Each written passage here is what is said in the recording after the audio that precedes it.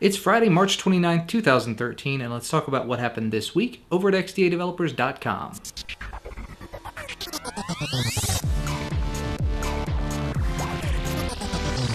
There are a lot of people out there in the world using Cyanogenmod. At the time of the writing of the Portal article, there were almost 4 million people using it, at least 4 million unique installs of it. And over the years, Cyanogenmod has grown and changed. It's pulled in new features from other projects and created some new things of their own, like the Apollo Music Manager and the new CM File Manager. But one thing has apparently caught the eyes of the CM developers and maintainers in the past few months, and that is the Pi launcher that not originated in, but became popular in Paranoid Android. Yes, the Pi launcher has been added to the latest CM Nightlies, and it is based on the same one from Paranoid Android. So very cool to see some stuff coming from other third-party projects being merged into such a large project as Cyanogenmod. However, they're not using the same one from Paranoid Android from what I've read. It appears that they've gone ahead and rewritten it entirely from the ground up, just to make sure that it doesn't conflict in some way with this existing Cyanogenmod codebase. And yes, like I said, the changes have been merged into the Nightlies, but they're not going to be available for every single device in Cyanogenmod quite yet.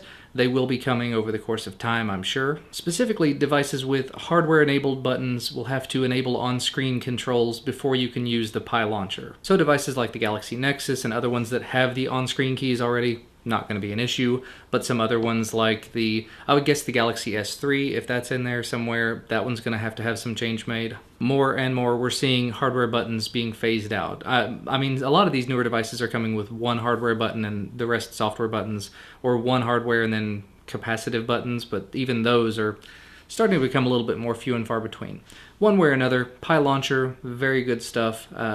We made some videos on it in the past. I know TK did an app shootout between it and another launcher, and very good stuff there. So if this is something you're interested in, take a look at the latest Cyanogenmod Nightlies, look at your device's forum to see if those are available and to see if Pi launcher is a part of it. Moving right along, one thing that's very interesting to me as a Linux person is the ability to boot other operating systems on your device of choice, specifically desktops, laptops, things like that. And of course, for quite a few years now, you've been able to take an image of a Linux distribution's live CD, stick it onto a USB drive, and boot from that. However, thanks to XDA forum member Frozen Cow, you can now install his application called DriveDroid onto your Android device of choice, if it's supported, and then enable a USB mass storage mode, which will enable your device to act as a USB mass storage device, contain an ISO file or an image of a Linux-based operating system most likely, but whatever else can boot from it, and then boot whatever device you want from your phone. There are just a couple of requirements. Your device has to be rooted, the kernel has to support USB mass storage mode, and other than that, you should be good to go. Of course, you should probably check out the forum thread just to make sure there aren't any caveats to see if your device is supported.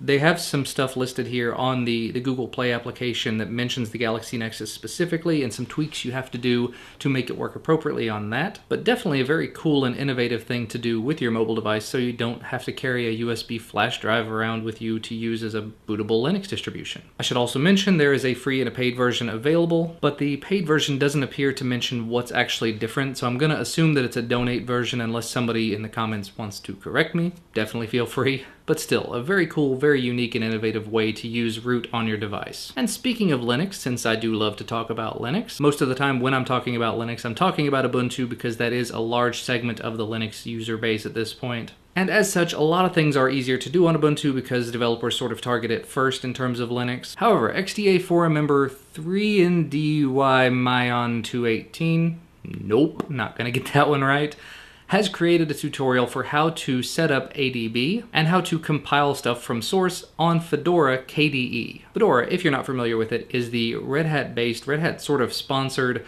community-based distribution of Linux, again, based upon the Red Hat distribution. And again, while it is Linux and while you are working on a lot of the same stuff, some things on the back end are going to be different, some install commands and some configurations and some locations of files, things like that. So very nice to have another tutorial out there for a different distribution. I'm sure someone will probably put one together for Arch Linux if they haven't already, just because Arch has a very decent-sized community and lots of documentation out there. If it's not already on their wiki, probably someone will write one shortly. But still, if you are a Fedora user or if you are interested in becoming one, definitely go take a look at this tutorial if you want to use ADB or compile things for Android from source. And speaking of compiling from source, I tend to be a bit of a heavy Git user now, mainly because of my day job, and I've been using GitHub a lot lately. So it is very nice to see this next story.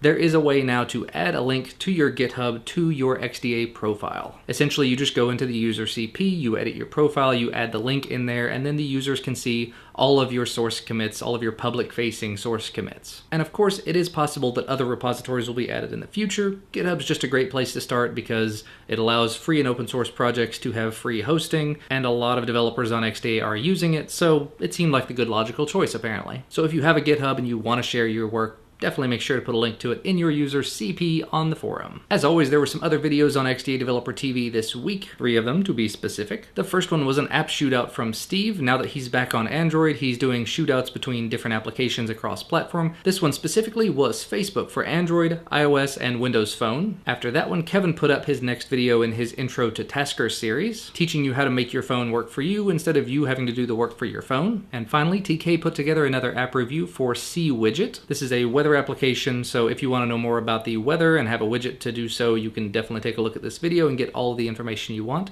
Although I did see a comment somewhere on there about it using lots and lots of battery life, so make sure to check out his video and the forum thread associated with it if you do decide to go for this. But anyway, that's about all from me for today. If you like this video, make sure to hit that like button down below the video and subscribe to receive our content as soon as it becomes available. As always though, thank you so much for watching, and I will see you next time.